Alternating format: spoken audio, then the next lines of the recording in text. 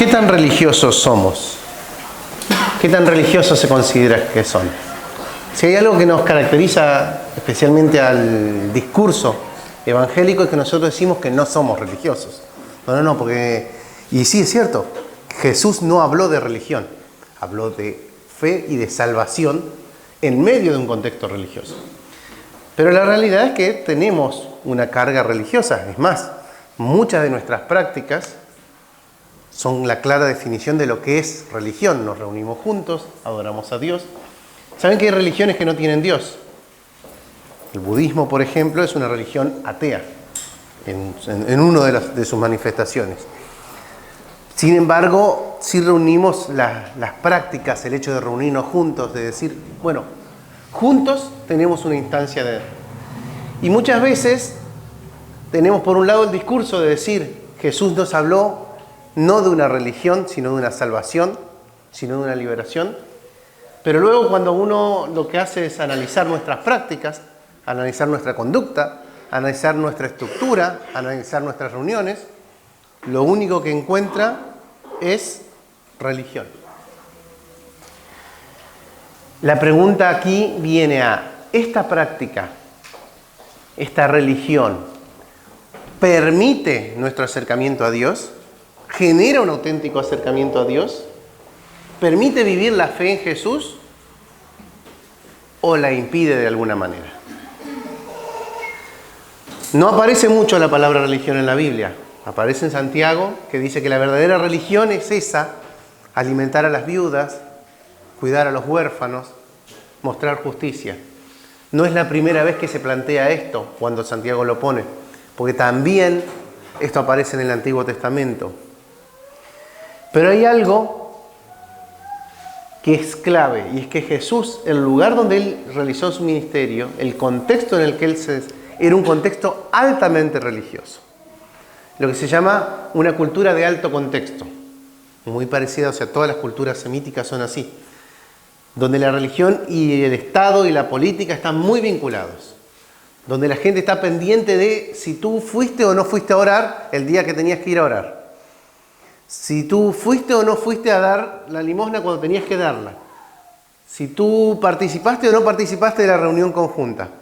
Estas reuniones de alto contexto se parecen mucho a nuestro contexto. Tanto por la perspectiva católica, histórica, española, que tenía una carga de alto contexto, una impronta árabe en realidad, pero que le ha quedado, como la perspectiva islámica, de estar mirando, a ver, ¿vas a practicar el ayuno o no vas a practicar el ayuno? ¿Vas a venir a la mezquita o no vas a venir a la mezquita? El otro día me encuentro en una situación en la que tenía que atender a alguien y lo primero que me plantearon era el lugar que esta persona ocupaba en la mezquita. Como que eso podía cambiar el criterio de cómo le íbamos a atender si atendemos a todo el mundo igual, con la mejor dedicación a todos. Pero no estaba mal de la perspectiva en la que él me lo planteaba. Para él era muy importante saber que quién era esta persona en su contexto cultural. En nuestro contexto la religión pesa mucho, al punto que define a qué grupo pertenecemos. Se habla siempre de Ceuta como la ciudad de las 4 culturas, en realidad de las 4 religiones: cristianismo, islam, judaísmo e hinduismo. Y pesa. La pregunta es, esto que pesa, esto que nos caracteriza, esto que nos define, que estructura la sociedad, que estructura los barrios incluso, ¿esto nos permite desarrollar una buena relación o nos está impidiendo una buena relación? ¿Nos permite acercarnos y hablar más de Dios o nos está impidiendo seguir a Dios? Pablo, cuando les habla a los atenienses, les dice, veo que son muy religiosos. Veía muchos altares, y es más, eligió uno en particular, dice, este está definiendo lo que yo vengo a hablar. Que tenían hasta un altar a un Dios que ellos no conocían. Entonces, entendió la cultura, entendió el contexto, y sobre ese contexto presenta al Señor. Ahora bien, en el contexto en el que Jesús estaba desarrollando su ministerio, había un núcleo religioso fuerte, el judaísmo, que tenía a su vez dos vertientes, saducea y farisea, que eran muy distintas en cuanto a sus prácticas y en cuanto a su creencia. Uno creían que no había vida después de la muerte y otro que sí. Y ya a partir de ahí todo... Sin embargo, ambos eran israelitas, ambos eran judíos, ambos seguían la Torá, ambos leían el mismo texto, pero leyendo el mismo texto y hasta llevando el mismo nombre, tenían prácticas totalmente diferentes. En ese contexto estaban los samaritanos, que los judíos y samaritanos no se hablaban. ¿Y por qué no se hablaban? Porque el pueblo judío consideraba que los samaritanos se habían hecho impuros. ¿Qué fue lo que pasó? Cuando se dividieron los reinos, ambos reinos son conquistados. Uno por Babilonia, es conquistada la parte de Judea, y el reino del norte fue conquistado por los asirios. Y la estrategia fue diferente. Los babilonios lo que hicieron fue, traigamos a los mejores para que trabajen con nosotros, traigamos a la gente a vivir con nosotros, permitámosle que ellos crean y mantengan su fe. Y es más, en realidad todo el contexto, el judaísmo actual, no viene de la Torá, no viene de la época de Moisés. El judaísmo actual viene de la época del exilio en Babilonia, cuando surge la estructura de la sinagoga, cuando surge el rabinato, cuando surge la estructura y la dinámica religiosa judía. Entonces Jesús estaba ya en ese contexto, con ese entorno religioso. Sin embargo, los samaritanos habían ido por otro lado, no por propia voluntad. Habían venido los asirios, los habían capturado, se habían matado un montón, y a los que no mataron se los llevaron directamente de ahí. Y lo que hicieron fue traer a Samaria gente de otro sitio. Entonces destruyeron la cultura. Son estrategias distintas. Tanto los griegos como los romanos tenían una práctica, que es más, por eso hablamos de la cultura grecorromana, que era tomar la cultura del lugar y asimilarla a la propia y dejar que mantengan su religiosidad, pero además asimilándola. Eso históricamente luego se transmitió a la estructura, a la institución religiosa católica, que manifestó y que estructuró las misiones, la fe, permitiendo que persistieran ciertas culturas, ciertas estructuras, ciertos sincretismos, cierta manera de entender la vida de las culturas a las que iban llegando e incorporándolas a la estructura general. Eso es la religiosidad popular. Y van por un lado la religiosidad popular y por otro lado la teología, que es exactamente la misma que la nuestra, la teología. Entonces, la religión importa, la religión nos pesa, la religión nos define un poco porque nos da límites, nos condiciona. La ausencia de religión, si alguien dice, no, pero es que yo soy ateo, estás definiéndote, estás eligiendo no creer y estás eligiendo no asociarte con ninguna comunidad. Cuando haces eso voluntariamente también te estás condicionando y te estás definiendo en determinadas prácticas. Jesús estaba en este contexto y en este contexto Jesús, Dios mismo, está mostrando que el reino de Dios se acerca. Vamos a mirar en Lucas 10, 25. Jesús acaba de enviar a los discípulos a contar que el reino de Dios se acerca, dándoles autoridad para liberar a las personas de demonios, para anunciar el año agradable del Señor. Y vienen, después de haber experimentado esto, vienen eufóricos, porque vieron el poder de Dios manifestado. Y Jesús les dice, bueno, ¿están contentos? Pues mucha gente estuvo esperando ver esto. Muchos profetas que seguían a Dios estuvieron esperando ver esto y ustedes lo han podido ver. Pero esto es recién el comienzo. Hay algo mucho más. Así. Cuando está en este contexto, cuando están hablando de esto, es que se acerca.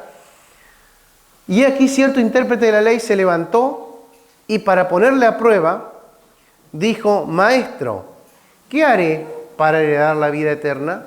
si había algo que caracterizaba la estructura y la dinámica cúltica, el culto, en la sinagoga era ponerse a prueba unos a otros, a ver cuánto sabés del mensaje, a ver cuánto sabés de la ley, a ver cuántos, y más al que la gente estaba siguiendo. Entonces, lo natural en esta religiosidad era poner a prueba. Y elige poner a prueba a Jesús, este intérprete de la ley. Y entonces Jesús le da vuelta. Jesús, utilizando una estrategia también rabínica, contesta con una pregunta. Le dice, ¿qué está escrito en la ley? ¿Qué lees en ella? Respondiendo él dijo, amarás al Señor tu Dios con todo tu corazón y con toda tu alma y con toda tu fuerza y con toda tu mente y a tu prójimo como a ti mismo. ¿Saben que el único versículo en el que esto está escrito así es este? Bueno, hay uno en Marcos, pero el único lugar en donde aparece este mandamiento escrito de esta manera es cuando se menciona la respuesta que da el rabino. Porque en realidad él hace un resumen. Él resume la ley y los profetas en esta frase, que es el primer mandamiento. A Dios y al prójimo como uno mismo. Pero lo que hace es sintetizar. Entonces Jesús le dijo, has respondido correctamente. Haz esto y vivirás. La respuesta de Jesús, que aún no ha ido a la cruz, que aún no ha muerto, que aún no ha resucitado, mantiene el discurso religioso, respeta y acepta ese contexto religioso. Y le dice, en ese contexto religioso, tenés una ley de Dios, obedécela, busca a Dios. En esa manera en la que le conoces, en esa estructura en la que vos le estás entendiendo. Si haces lo que decís que crees, con sinceridad, vivirás. Ese es el planteo. Vamos a ver otra de las respuestas que podría haber dado en su momento el intérprete de la ley, o otra de las respuestas que podría haberse dado en esta discusión que podría haber surgido. Vamos al libro de Isaías.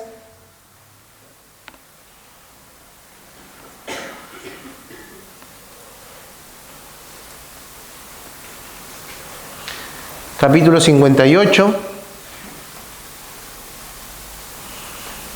Versículo 13 en adelante, habla de una práctica religiosa.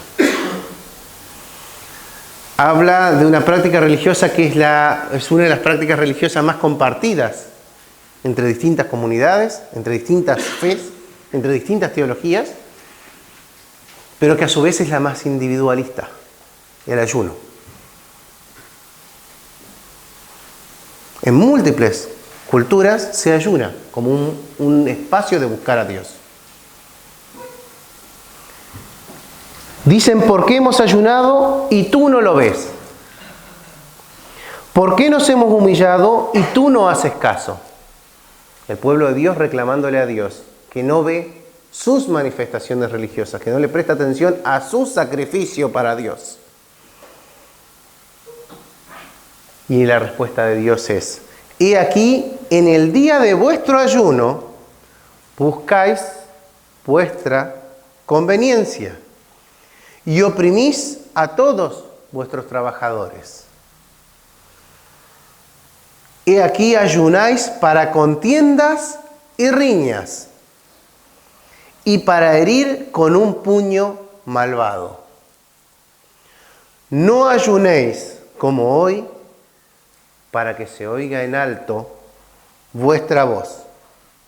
Ese ayuno para mostrarlo, que es práctica religiosa de sacrificio, de dedicación, pero incluso de orgullo, decir, mira cómo ayuno, mira cómo me dedico a Dios, mira cómo, incluso se lo dicen a Dios mismo, mira cómo lo que hacemos para ti y tú no nos prestas atención.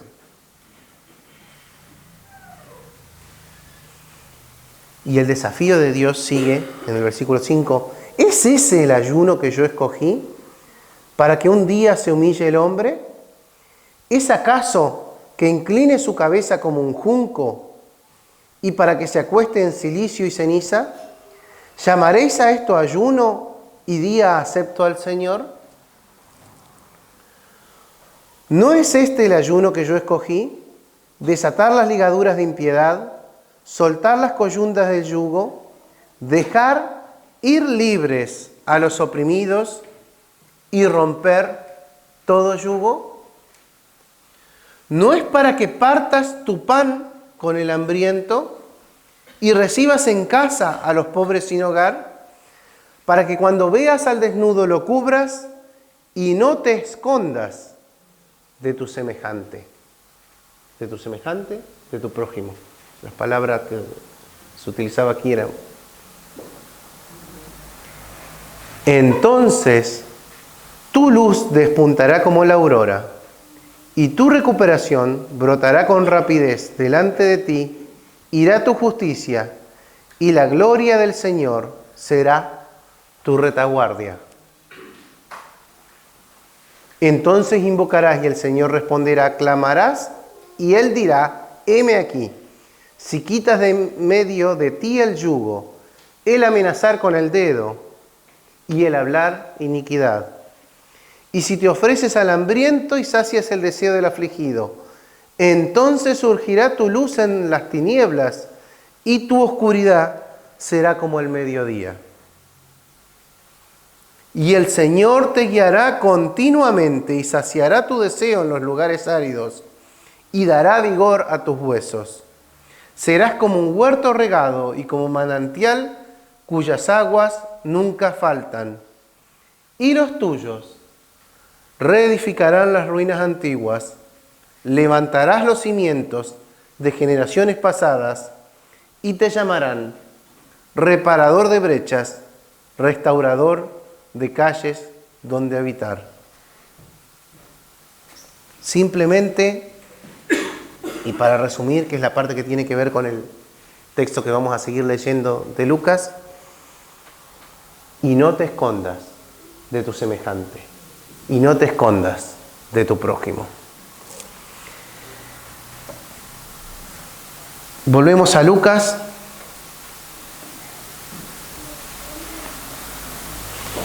Para ver qué es lo que le pregunta este intérprete de la ley. ¿Quién es mi prójimo? ¿Quién es mi semejante?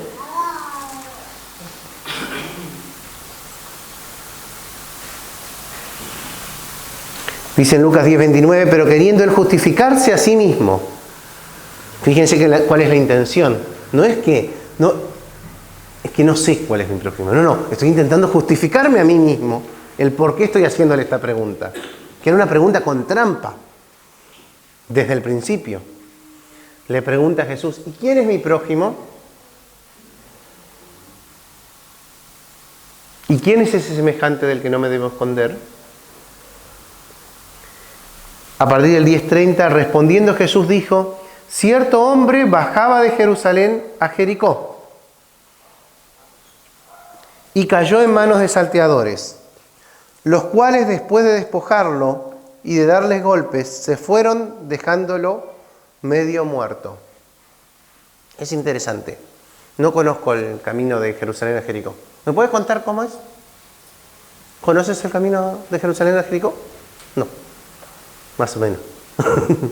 ¿Alguien que conozca? ¿Han visto algunas fotos? Jericó es la ciudad que está más abajo del nivel del mar. Está a 370 metros debajo del nivel del mar. Es un foso.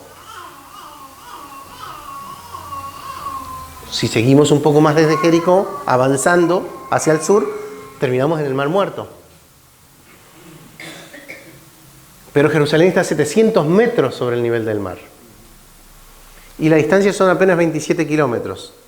O sea, no es mucha distancia. Entonces, hay una diferencia de 1000 metros en 27 kilómetros. Los que corren trail saben que esto está difícil de subir.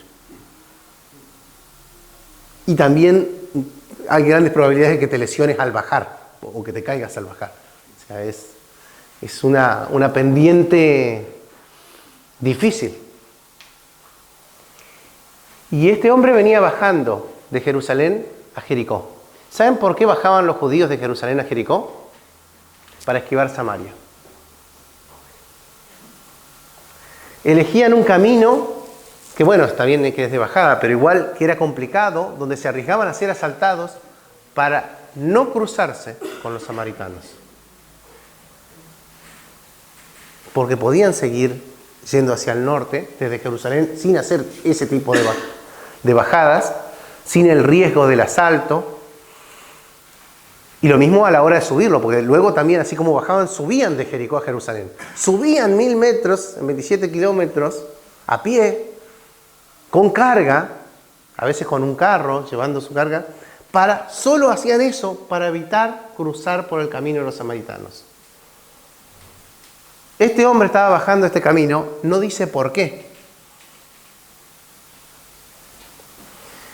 Pero sí sabemos que cuando bajaban ese camino era que estaban evitando cruzar Samaria. Y cayó en manos de salteadores, los cuales después de despojarlo y de darle golpes, se fueron dejándolo medio muerto. El riesgo al que él podía llegar a enfrentarse lo encontró. Había una posibilidad de que hubiera salteadores y los hubo. Y lo asaltaron y le quitaron todo lo que tenía y lo golpearon y lo dejan ahí medio muerto. Por casualidad, cierto sacerdote bajaba por aquel camino. ¿Por qué bajan los judíos de Jerusalén a Jericó? Para evitar Samaria. El sacerdote no iba a ir a Samaria, no le importaba ir a Samaria. No estaba dentro de su rutina recorrer Samaria. Iba al templo y luego iría a sinagogas de judíos, pero no a las de Samaria. Entonces, la razón por la que el sacerdote está haciendo este camino tiene que ver con evitar. Y cuando vio al hombre golpeado, pasó por el otro lado del camino. ¿Se acuerdan del texto de Isaías? Y no te escondas de tu semejante. En Lucas 10:32, del mismo modo que el sacerdote, pasó también un levita. Y cuando él llegó al lugar y lo vio, pasó por el otro lado del camino. Otra vez más, el sacerdote y el levita conocían la ley. El sacerdote y el levita conocían estos textos de Isaías.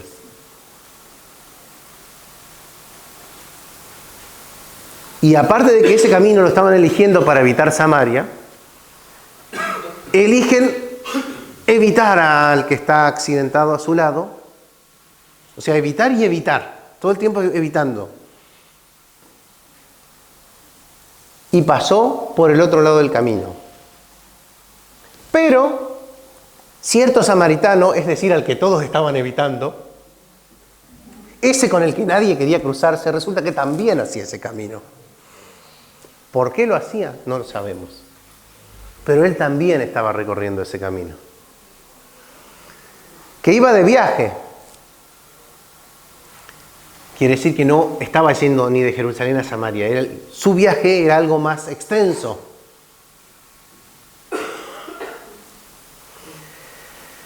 Llegó a donde él estaba y cuando lo vio, tuvo compasión.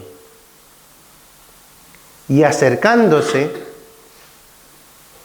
le vendó sus heridas, derramando aceite y vino sobre ellas, y poniéndolo sobre su propia cabalgadura, lo llevó a un mesón y lo cuidó. Este hombre cruzaba de Jerusalén a Jericó para evitar Samaria. No quería cruzar tierras samaritanas ni cruzarse con samaritanos. Se arriesga a encontrarse con ladrones. Y en definitiva se encuentra con ladrones. Pero lo más interesante de todo esto es que después de encontrarse con ladrones también se encuentra con el samaritano que quería evitar.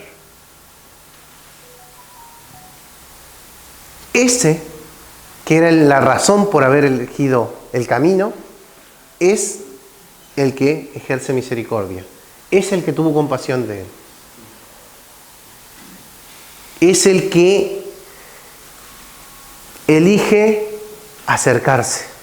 Elige gastarse su vino y gastarse su aceite, que eran caros.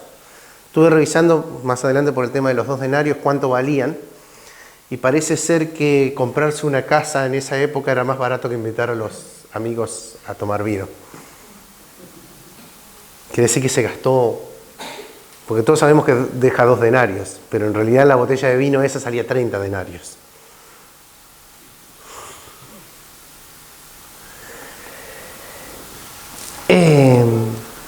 Derramó aceite y vino, los elementos desinfectantes de la época, los bálsamos que había en ese momento,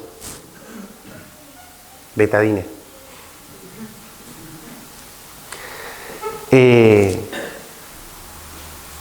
Locura con lo que tiene disponible. Lo lleva hasta un mesón, lo sigue cuidando. Y al día siguiente, sacando 2 denarios, se los dio al mesonero. Yo quería saber cuánto le daba. Entonces, monetariamente, en cuanto a cuánta cantidad de oro vale un denario, si lo equivalemos a cuánta cantidad de oro vale hoy y cuánto cuesta el oro hoy en euros, cada denario son unos 6,65 euros, unos 7 euros. Eso por el valor de oro. Serían unos 7 euros, cada denario 14 euros. Pero, pensando en el valor de la vida, el costo de vida, como les decía antes, salía más barato comprarse una casa que invitar a los amigos a tomar vino, por el costo de las cosas. Esos 2 denarios representaban, para su bolsillo y para su salario, si lo pensáramos hoy, entre 300 y 900 euros. En el salario español estaría entre 300 y 900 euros, lo que le representaba a su bolsillo respecto de lo que es un salario básico, esos denarios.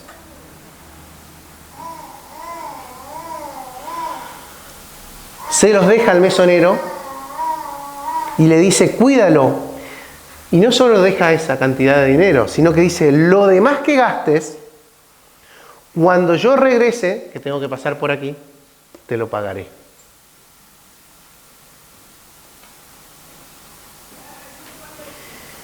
Y viene entonces la pregunta de Jesús al intérprete de la ley. ¿Cuál de estos 3 demostró ser prójimo? No de quién es prójimo él, sino quién demostró ser el prójimo del que cayó en manos de los salteadores. Y él le dijo, fíjense que no puede decir su nombre, el que tuvo misericordia de él.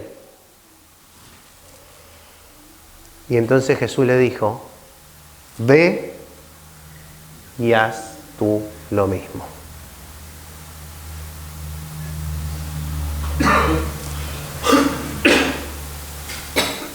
Si nos acercamos al Señor por religiosidad y le reclamamos, ¿cómo es que yo soy religioso y vos no me oís? Él nos llama la atención. Que estamos equivocados en nuestra comprensión de lo que es el ayuno, en nuestra comprensión de lo que es el servicio, en nuestra comprensión de lo que es la adoración, si no es en servicio al prójimo.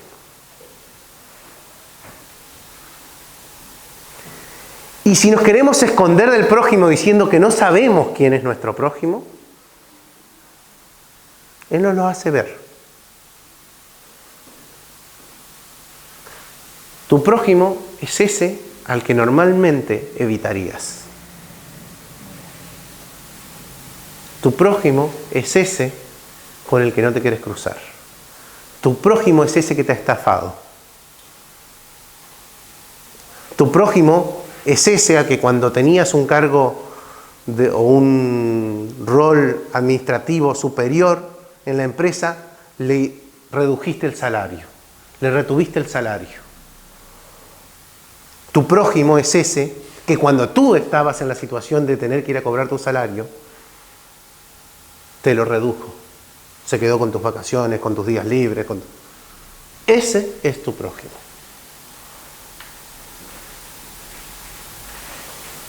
Ve y haz tú lo mismo. No se trata de estructuras religiosas. Las estructuras religiosas fallan. La religiosidad por sí misma es insuficiente. No sirve de nada tener un sacerdote cruzando el camino si no cura al herido que se cruza. Lo que sirve es que nosotros, cuando crucemos el camino, estemos preparados para interrumpir nuestro viaje, sacar de nuestro bolsillo algo que nos cuesta y que nos cuesta mucho, arriesgarnos a ser asaltados también, a ser despreciados porque tal vez a la persona a la que vayamos a ayudar es alguien que no quiere cruzarse con nosotros.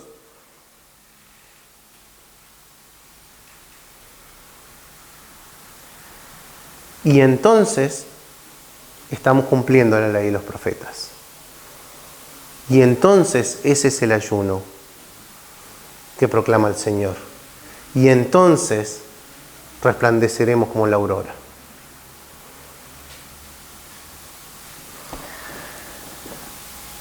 En los avivamientos históricos,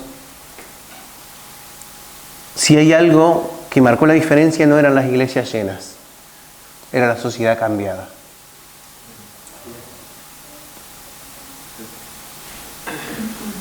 Podemos llenar iglesias, podemos agrandar el templo, podemos reunirnos con otros, podemos reunificarnos,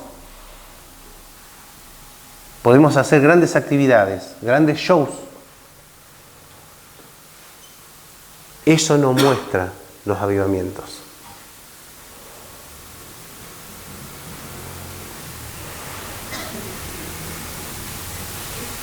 Las grandes catedrales no muestran los avivamientos. Las grandes catedrales muestran las etapas en que la iglesia se enriqueció y se aprovechó del campesino.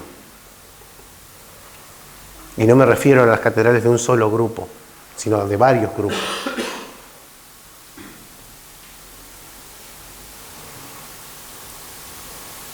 Es cuando elegimos vivir la vida cristiana entre nosotros, entre prójimos, siendo prójimos uno del otro, cuando las cosas cambian. El mes pasado estuvimos visitando un poco Edimburgo y leyendo ahí un poco sobre la marcha de la tradición celta, de las tradiciones. Y es interesante porque la iglesia presbiteriana nace en ese contexto, pero no nace de la iglesia anglicana, que es una división dentro de la Reforma. Uno diría, sí, es parte de la Reforma, que nació por fines exclusivamente políticos. Sin embargo, había una iglesia del pueblo que seguía a Cristo, que era más horizontal, que no era vertical, que no hacía catedrales y que mostraba esta misericordia por el prójimo.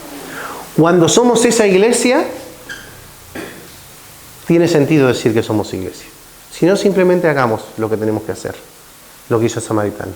Es mejor ser samaritanos que obramos el bien que sacerdotes que se esconden del prójimo. Esa es la... A veces estamos intentando llegar a tener un cargo en la iglesia, a tener un rol, que el Señor nos llama a ser quienes hagamos el bien, quienes no nos escondamos del prójimo. Dejemos de buscar donde Él no está, porque Él eligió mostrarse donde no lo queríamos ver. Dios elige hacer su mano en un país marginal, naciendo en una noche en un pesebre, en una familia rechazada, a la que ni siquiera los recibían en el mesón.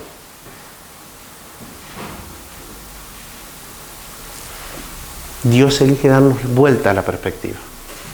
Jesús daba vuelta a la perspectiva. Y nos pregunta, ¿de quién sos prójimo? ¿De quién somos prójimos? Y nos dice que vayamos y hagamos lo mismo. Que no imitemos la estructura religiosa, que no imitemos los planes y grandes proyectos, sino que simplemente vivamos la fe y tengamos misericordia. Eso es toda la ley y los profetas. ¿Oramos? Gracias, Señor, porque en tu amor y tu misericordia vos nos buscás. Gracias porque a pesar de que cuando nosotros te buscamos y te reclamamos y estamos cerrados en la manera de buscarte, vos nos volvés a buscar una y otra vez. Ayúdanos a hacer lo mismo que hizo este que mostró misericordia. Ayúdanos a ser prójimos. Enséñanos a ser prójimos. Hacenos prójimos de la humanidad.